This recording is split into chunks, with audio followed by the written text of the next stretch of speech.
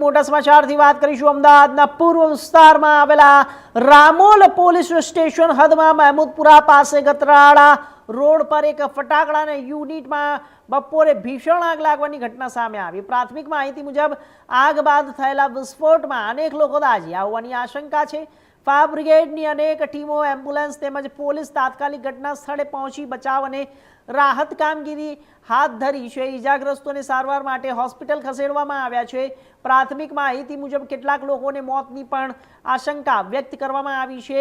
જો કે આ અંગે હજુ સુધી કોઈ સત્તાવાર પુષ્ટિ કરવામાં આવી નથી। ઘટનાની ગંભીરતાને ધ્યાનમાં રાખી એફએસએલની સહિત વિવિધ તપાસ એજન્સીઓ પણ સ્થળ પર બોલાવવામાં આવી છે। રામોલ પોલીસ સમગ્ર મામલે તપાસ શરૂ કરી રહી છે અને સત્તાવાર વિગતોની રાહ જોવાઈ રહી છે।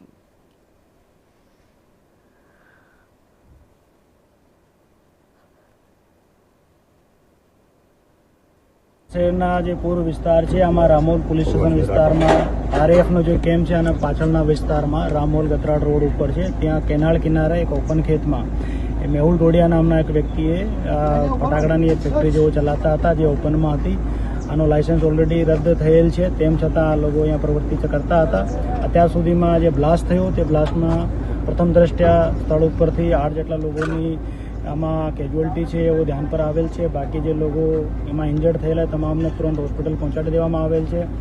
આમાં આરએફ જે આનો કેમ્પ છે આ લોકો દ્વારા તુરંતથી આ વ્યવસ્થા કરવામાં આવે। લોકલ પોલીસ ઓર અમદાવાદ મ્યુનિસિપલ કોર્પોરેશનની ફાયરની ટીમો સ્થળ ઉપર તુરંત પહોંચી ગયા હતા। આગ ત્યાં કાબૂમાં છે और रामोल पुलिस द्वारा आ मुद्दा पर culpable homicide not amounting to मर्डरનો ગુનો દાખલ કરીને એક્સપ્લોઝિવ એક્ટની જે કલમો છે તમામ કલમો લગાવીને એમાં ગુનો નોંધીને આગળની કાર્યવાહી કરવામાં આવશે।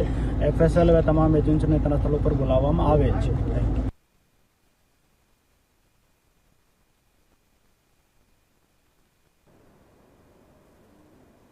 અમદાવાદમાં થયેલા બ્લાસ્ટની ઘટનાને લઈને નાયબ મુખ્યમંત્રીએ જણાવ્યું કે સમગ્ર મામલે તપાસ ચાલી રહી છે અને ઘટનાના દરેક પાસાની ગંભીરતાથી તપાસ કરવામાં આવી રહી છે। તેમણે જણાવ્યું કે સંબંધિત એજન્સીઓ દ્વારા સ્થળ પર તપાસ ચાલી રહી છે અને ઘટનાના કારણે જ્યારે તપાસ કરવામાં આવી રહી છે, જ્યારે પાસાઓની તપાસ થઈ રહી છે। નાયબ મુખ્યમંત્રીએ વધુમાં જણાવ્યું કે ગેરકાયદેસર રીતે ચાલી રહેલી પ્રવૃત્તિઓ સાથે સંકળાયેલા લોકોને ઝડપી લેવામાં આવ્યા અને સમગ્ર મામલે ઉચ્ચ સ્તરીય રિવ્યુ બેઠક પણ બોલાવવામાં આવી છે।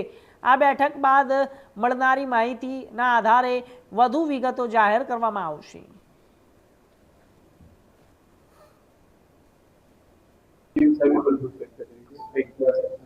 એની સંપૂર્ણ તપાસ હમણાં ચાલી રહી છે।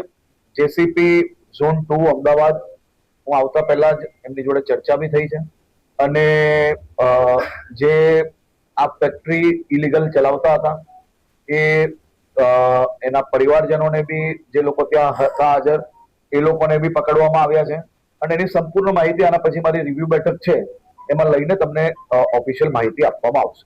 રાત જે કારણે કેટલા લોકોના મોત થયા